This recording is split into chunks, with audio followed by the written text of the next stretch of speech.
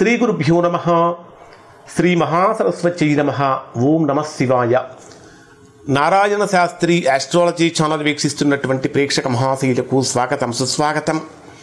2025 September 7వ తేదీన సంభవిస్తున్నటువంటి రాహుగ్రస్తంగా ఏర్పడుతున్నటువంటి చంద్రగ్రహణం యొక్క ప్రభావం మిథున రాశి వారిపై ఎలా ఉంటుంది? మిథున రాశి వారికి 9వ స్థానం అంటే కుంభరాశిలో గ్రహణం అనేటటువంటిది ఏర్పడుతున్నది.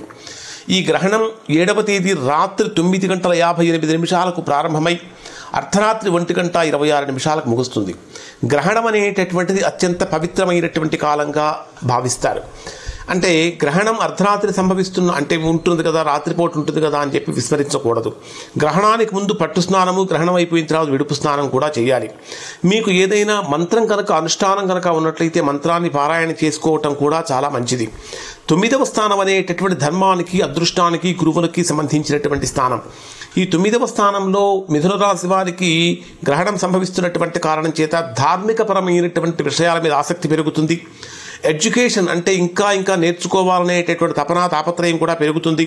పెద్దవాళ్ళ యొక్క ఆశీర్వాదాలు పొందుతారు. విదేశీ సంబంధమైనటువంటి పనులలో స్వల్పమైనటువంటి ఆలస్యాలు, ఇబ్బందులు కలుగుతూ ఉంటాయి. ఏదైనా అదృష్టం అనేటటువంటి అర్ధాంతరంగా వెనక్కు లాగుతుందా అనేటటువంటి భావన కూడా కలుగుతూ ఉంటుంది. ధన సంబంధమైనటువంటి లావాదేవీలో చాలా జాగ్రత్తలు పాటించాలి. విద్యార్థులు ఉన్నతమైనటువంటి విద్యలో ముందుకు వెళ్ళటానికి కొంచెం ఇబ్బందులు కూడా ఎదురవుతాయని చెప్పాలి. ఆరోగ్యపరంగా కనుక తీసుకుంటే కడుపుకు సంబంధించిన సమస్యలు కానీ, నరాలకు సంబంధించిన సమస్యలు కానీ ఎక్కువగా పెరిగే అవకాశాలు ఉంటాయి.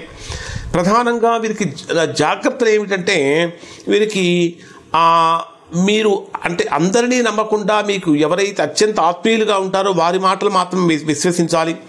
అలానే ఆర్థికపరమైనటువంటి లావాదేవీలలో చాలా జాగ్రత్తలు పాటించాలి.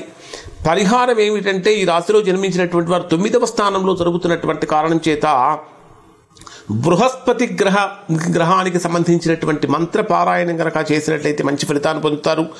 దాంతోపాటు ఓం నమో నారాయణాయ అనేటటువంటి మంత్ర పఠనం వీరికి చాలా మంచిది.